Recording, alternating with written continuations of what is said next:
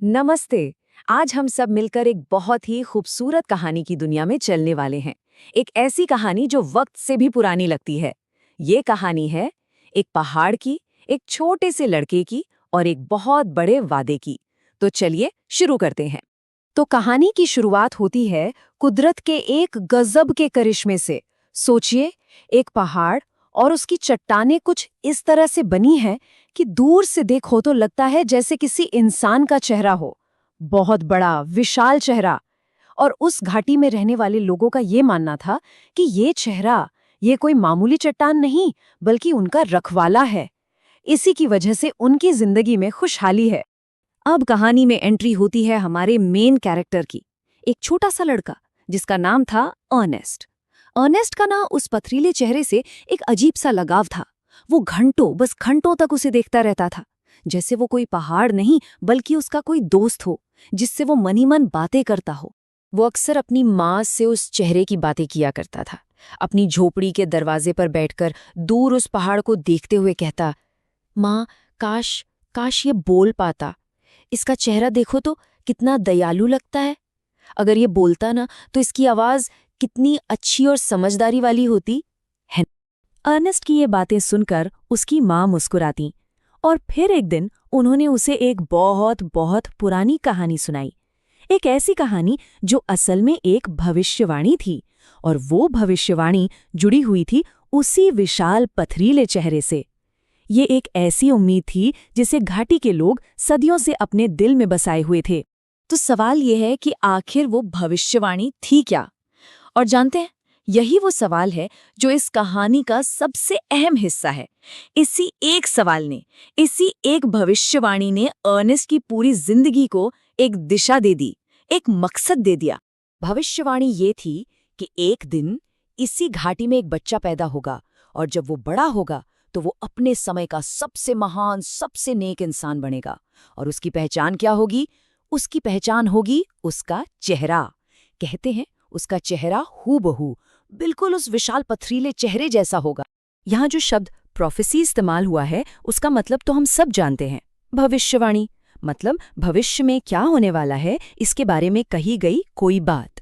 और बस इसी एक बात ने, इसी एक भविष्यवाणी ने अर्नेस्ट के दिल में एक गहरी जगह बना ली, एक अटूट विश्वास पैदा कर दिया।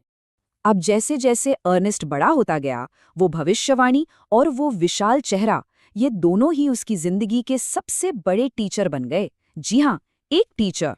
उन्होंने अर्नेस्ट के दिल और दिमाग को, उसकी आत्मा को एक ऐसे तरीके से तराशा जो कोई स्कूल या किताब नहीं कर सकती थी। बचपन में वो एक बहुत ही सोचने वाला बच्चा था, हमेशा उस कहानी के बारे में सोचता रहता। और जब वो जवान हुआ तो एक बहुत ही शांत, नर्म दिल और मददगार इंसान बना। असल में हो ये रहा था कि उस विशाल पथरीले चेहरे की जो अच्छाइयाँ थीं, जो शांति थी, वो धीरे धीरे बिना कुछ कहे ही अर्नेस्ट के अंदर उतरती जा रही थीं। खैर, कई साल बीत गए। अर्नेस्ट अब बड़ा हो चुका था, और शायद घाटी के लोगों के लिए भी ना महानता के मायने बदल चुके थे। फिर एक दिन एक अफवाह उड़ी कि भविष्यवाणी सच होने वाली है। क्यों? क्योंकि घाटी का ही एक लड़का जो सालों पहले चला गया था, अब बेशुमार दौलत कमाकर वापस लौट रहा था। और बस पूरी घाटी में जैसे एक जश्न का माहौल बन गया। हर तरफ एक ही चर्चा, एक ही शोर, मिस्टर गैवरगोल्ड वापस आ गए हैं, महान मिस्टर गैवरगोल्ड। लोगों को लगा, अरे भाई, जिसके पास इतना पैसा है वही तो महान होगा, है ना? भविष्यवाणी सच हो गई। लेकिन जब अर्नेस्ट ने मिस्टर गैदरगोल्ड को देखा तो उसका दिल जैसे बैठ सा गया। उसने उस चेहरे को पहाड़ वाले चेहरे से मिलाया। कहाँ पहाड़ के चेहरे पर वो नेकी, वो शांति, वो महानता, और कहाँ मिस्टर गैदरगोल्ड का चेहरा जिस पर चालाकी और लालच की लकीरें साफ दिख रही थी। जरा भी मेल नहीं था। अर्नेस्ट को बहुत निराशा हुई, लेकिन फिर उसने अपनी नजरें उठाईं और उस पहाड़ की तरफ देखा, और उसे ऐसा लगा जैसे वो विशाल चेहरा उससे कुछ कह रहा हो, एक शांत सी आवाज, वो आएगा, डरो मत अर्नेस्ट, वो आदमी जरूर आएगा। फिर कई साल गुजर गए, और पता है क्या हुआ? वो महान मिस्टर गैदरगोल्ड गरीबी में मर गया। उसकी सारी दौलत, सारी महानता, सब खत्म। लेकिन भविष्यवाणी की उम्मीद अभी जिंदा थी। घाटी के लोगों को एक नया उम्मीदवार मिल गया, और इस बार ये कोई अमीर आदमी नहीं बल्कि एक बहुत मशहूर सेनापति था। घाटी का एक और बेटा घर वापस आ रहा था, जो सालों पहले गया था और अब एक बहुत बड़ा नामी कमांडर बन चुका था। लोग उसे ब्लड एंड थंडर के नाम से जानते थे। इस बार लोगों को लगा, हाँ, शायद यही है सच्ची महानता, दौलत नहीं तो ताकत और शोहरत सही। और जब वो जनरल लौटा तो भीड़ का उत्साह देखने लायक था। लोग चिल्ला रहे थे, नारे लगा रहे थे।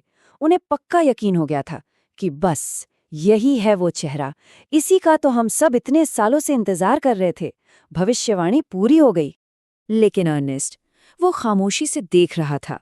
उसने जनरल के चेहरे को देखा और फिर अपनी नजरें पहाड़ की तरफ घुमाई, और एक बार फिर उसे निराशा हुई।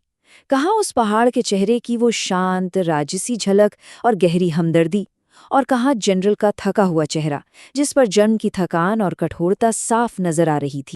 और फिर से बिल्कुल पहले की तरह अर्नेस्ट के दिल में एक आवाज गूंजी, जैसे वो पहाड़ ही उससे कह रहा हो, डरो मत अर्नेस्ट, वो जरूर आएगा। इस बार अर्नेस्ट का विश्वास टूटा नहीं बल्कि और भी ज्यादा पक्का हो गया। तो इस तरह घाटी के लोगों ने 2 बार गलती की। पहले उन्होंने दौलत को महानता समझा, फिर ताकत को, और अब ये धीरे धीरे साफ हो रहा था कि सच्ची महानता वो शायद इन दोनों चीजों में तो बिल्कुल नहीं है। मतलब उस असली नेक चेहरे की तलाश अभी भी जारी थी। इस सब के बीच हमारा अर्नेस्ट एक लड़के से एक जवान आदमी बन गया था। वो अभी भी वैसा ही था, सादा, दयालु और बहुत समझदार। उसकी समझदारी किसी किताब से नहीं आई थी, बल्कि रोज उस पहाड़ को देखने से, उसके साथ खामोशी में बातें करने से आई थी। और हाँ, वो आज भी इंतजार कर रहा था। और यहाँ पर ये कहानी हमें एक बहुत बड़े सवाल के साथ छोड़ देती है। एक ऐसा सवाल जिस पर हम सबको सोचना चाहिए कि अगर महानता दौलत में नहीं है, ताकत में नहीं है, तो फिर आखिर ये है क्या चीज़?